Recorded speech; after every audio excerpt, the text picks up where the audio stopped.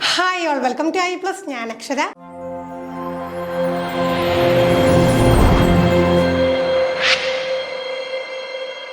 Seated examination central teachers eligibility test ആണെന്ന് നമുക്കറിയാം. ഒരു സെൻട്രൽ ലെവൽ എക്സാമിനേഷൻ ആയതുകൊണ്ട് ഭയങ്കര ബുദ്ധിമുട്ടായിരിക്കുമോ, നമ്മളെ കൊണ്ടൊക്കെ വിചാരിച്ചു കഴിഞ്ഞാൽ എഴുതിയെടുക്കാൻ സാധിക്കുമോ എന്നൊക്കെ കരുതി ഒരുപാട് പേര് ടെൻഷൻ അടിച്ചിരിപ്പുണ്ട്. നമ്മളൊരു കാര്യം മനസ്സിലാക്കണം, നമ്മുടെ ഇന്നത്തെ വിദ്യാഭ്യാസ മേഖല നോക്കിക്കഴിഞ്ഞാൽ ഏറ്റവും കൂടുതൽ നമുക്ക് ഇപ്പോൾ എലിജിബിലിറ്റി ടെസ്റ്റുകൾ അത്രയധികം ഇമ്പോർട്ടൻ്റ് ആയിട്ടും പാസ്സാവേണ്ട ഒരു കാലഘട്ടത്തിലൂടെയാണ് നമ്മൾ കടന്നു പോകുന്നത്. TTC, DLED അല്ലെങ്കിൽ BEd കഴിഞ്ഞു എന്ന് പറഞ്ഞുകൊണ്ട് ഒരിക്കലും എന്താണ് ഒരു അധ്യാപകനാകാനായിട്ടുള്ള അല്ലെങ്കിൽ അധ്യാപിക ആകാനായിട്ടുള്ള ക്വാളിഫിക്കേഷൻ എല്ലാം ആയി നമുക്ക് പറയാൻ കഴിയില്ല. എലിജിബിലിറ്റി ടെസ്റ്റുകൾ അത്രയധികം ഇമ്പോർട്ടൻ്റ് ആണ്. പ്രത്യേകിച്ച് ഒരു സെൻട്രൽ ലെവലിലുള്ള എലിജിബിലിറ്റി ടെസ്റ്റുകളൊക്കെ ക്വാളിഫൈ ചെയ്യുമ്പോഴത്തേക്ക് നമുക്ക് എന്ത് ചെയ്യാൻ സാധിക്കും?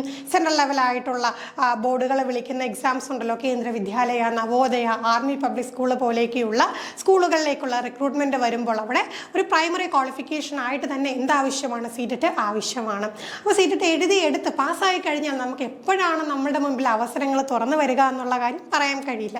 അപ്പോൾ നമ്മൾ അടുത്ത തവണയാവട്ടെ എന്ന് പറഞ്ഞ് മാറ്റി വെക്കുമ്പോഴായിരിക്കും എവിടെയെങ്കിലുമൊക്കെ എന്താണ് റിക്രൂട്ട്മെൻറ്റുകൾ വരുന്നതും. അപ്പോൾ നമുക്കൊരു നിരാശ തോന്നാനായിട്ട് പാടില്ല. ഒരു എക്സാം ക്വാളിഫൈ ചെയ്ത് ആ ഒരു സർട്ടിഫിക്കറ്റ് നേടിക്കഴിഞ്ഞാൽ നമുക്ക് പിന്നെ എന്ത് ചെയ്യാം?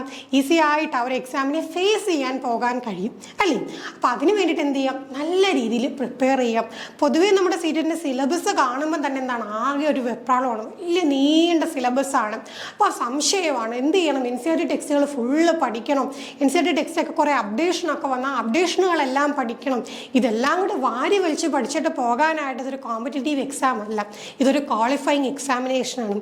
ഈ ഒരു പരീക്ഷയ്ക്ക് പ്രിപ്പയർ ചെയ്യാനായിട്ട് വാരി വലിച്ച് പഠിക്കേണ്ട ഒരു കാര്യമില്ല. നമുക്ക് പ്രീവിയസ് ഇയർ ക്വസ്റ്റ്യൻസ് നോക്കുമ്പോൾ തന്നെ അറിയാം, കുറച്ച് മേഖലകളുണ്ട്, അത് ഇമ്പോർട്ടൻ്റ് ആയിട്ടുള്ള മേഖലകളാണ്. അവിടെ നിന്ന് തന്നെ ചോദ്യങ്ങൾ എന്ത് ചെയ്യുന്നു? റിപ്പീറ്റ് ചെയ്ത് വരുന്നുണ്ട്.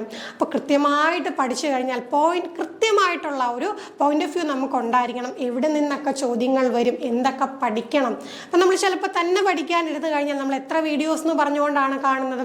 പിന്നെ നമ്മൾ യൂട്യൂബിൽ നോക്കിക്കഴിഞ്ഞാൽ നമുക്കിപ്പോൾ മലയാളത്തിലുള്ള ക്ലാസ്സുകളൊക്കെ വളരെ റെയറായിട്ടേ കാണാറുള്ളൂ. അപ്പോൾ നമുക്ക് എന്തെങ്കിലും കുറേ ഹിന്ദി ക്ലാസ്സുകളൊക്കെ കാണുമ്പോഴത്തേക്ക് ആകെ മൊത്തം കൺഫ്യൂഷനാണ്. നമ്മുടെ I Plusലെ ചാനലിലോട്ട് വന്നു കഴിഞ്ഞാൽ ഈ പറയുന്ന രീതിയിൽ നമുക്ക് എന്ത് ചെയ്യാൻ പറ്റും? മലയാളത്തിൽ തന്നെ നമ്മുടെ ഭാഷയിൽ തന്നെ ഈ കാര്യങ്ങളൊക്കെ പഠിക്കാനായിട്ട് സാധിക്കും. നമ്മുടെ പെയ്ഡ് ക്ലാസ്സിലാണെങ്കിൽ ഡീറ്റെയിൽ ആയിട്ട് ഓരോ ടോപ്പിക്കിൻ്റെയും അതും എക്സാം പോയിന്റ് ഓഫ് വ്യൂവിലുള്ള ക്ലാസ്സുകളാണ്. വാരി വലിച്ചുള്ള പരിപാടി ഒന്നുമില്ല. എക്സാമിന് എന്ത് ചോദിക്കും അത് മാത്രം നമ്മൾ എന്താണ് കൃത്യമായിട്ട് പഠിക്കുന്ന രീതിയാണ്.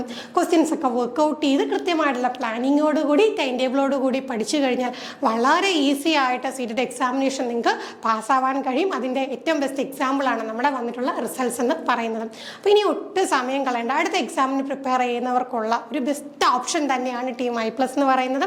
നമ്മുടെ CTET കാറ്റഗറി 1ഉം കാറ്റഗറി 2ഉം ക്ലാസ്സുകൾ അവൈലബിൾ ആണ്. കാറ്റഗറി 2 അതായത് പേപ്പർ 2 എന്ന് പറയുമ്പോൾ അതിൽ നമുക്ക് 2 ഓപ്ഷനുണ്ട്. സോഷ്യൽ സയൻസ് എന്നുള്ളൊരു ഓപ്ഷനുണ്ട്, സയൻസ് ആൻഡ് മാത്തമാറ്റിക്സ് എന്നുള്ള ഓപ്ഷനുണ്ട്. അപ്പോൾ ഇതിൻ്റെ രണ്ടിൻ്റെയും ക്ലാസ്സുകൾ അവൈലബിൾ ആണ്. എന്ത് ഡീറ്റെയിൽസ് അറിയണമെങ്കിലും ബോർഡ് നമ്പറിൽ കോൺടാക്ട് ചെയ്യുക. ഒരുപാട് വീഡിയോസ് ഈ ഒരു എക്സാമുമായിട്ട് ബന്ധപ്പെട്ടുള്ള കാര്യം നമ്മുടെ ചാനലിൽ അപ്ലോഡ് ചെയ്യാറുണ്ട്. അതൊക്കെ തീർച്ചയായിട്ടും നിങ്ങൾ എന്ത് ചെയ്യുക? വിസിറ്റ് ചെയ്യാം. നല്ല രീതിയിൽ ഈ ഒരു അവസരം നിങ്ങൾ പ്രയോജനപ്പെടുത്തുക. മറ്റൊരു വീഡിയോയുമായി നമുക്ക് വീണ്ടും കാണാം. Thank you.